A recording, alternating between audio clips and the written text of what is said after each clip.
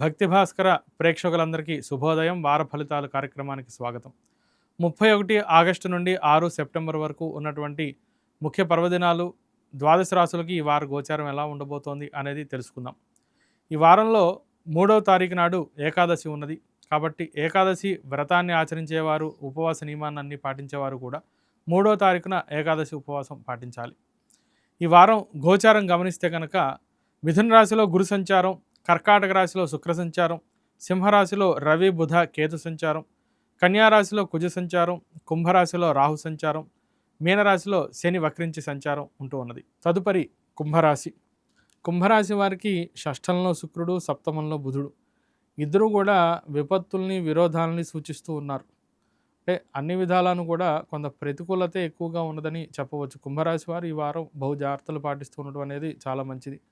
తొందరపడి దూకుడు స్వభావంతో నిర్ణయాలు తీసుకోకుండా ప్రతి విషయానికి కూడా పెద్దల్ని అడిగి చేయడం అనేది మంచిది. ఎందుకంటే పంచమంలో ఉన్నటువంటి గురుడు మంచి శుభసూచకాన్ని సూచిస్తాడు కాబట్టి పెద్దల అభిప్రాయం తీసుకోవడం, 1-2 సార్లు దాని గురించి చర్చించడం, ఆ తర్వాత ముందుకు వెళ్ళడం అనేది మంచిది. దాంపత్య జీవితంలో మటుకు కొన్ని మనస్పర్ధలు వస్తూ ఉంటాయి, అభిప్రాయ భేదాలు ఉంటూ ఉంటాయి.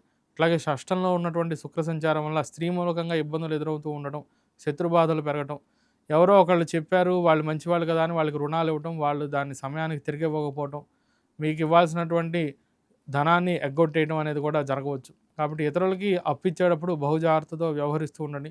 తొందరపడి ఎవరో ఒకళ్ళని నమ్మేసి ఇన్వెస్ట్మెంట్ చేయటమో, వాళ్ళకి అప్పు ఇవ్వటమో చేస్తే కనుక ఇబ్బంది పాలవుతూ ఉంటారు. ఆర్థిక విషయాల్లో బహు జాగ్రత్తలు తీసుకుంటూ ఉండాలి. వ్యాపార విషయాల్లో కూడా ముఖ్యంగా పార్ట్నర్స్తో బాగా జాగ్రత్తగా వ్యవహరిస్తూ ఉండాలి. తొందరపాటు నిర్ణయాలు పనికిరావు.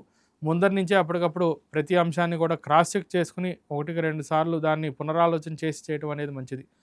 కోర్టు వ్యవహారాలు బాగా ఆలస్యం అవుతూ ఉంటాయి. స్థిరాస్తి విషయాల్లో జాగ్రత్తలు పాటిస్తూ ఉండడం మంచిది. వారమంతాను కూడా దైవానుకూలత వరకు విష్ణు సహస్రనామం, అట్లాగే లక్ష్మీ అష్టోత్తరాన్ని పారాయణ చేస్తూ ఉండండి. పెసలు, బొబ్బర్లు దానం ఇవ్వండి. అంతాను కూడా సుఖప్రదంగా ఉంటూ ఉంటుంది.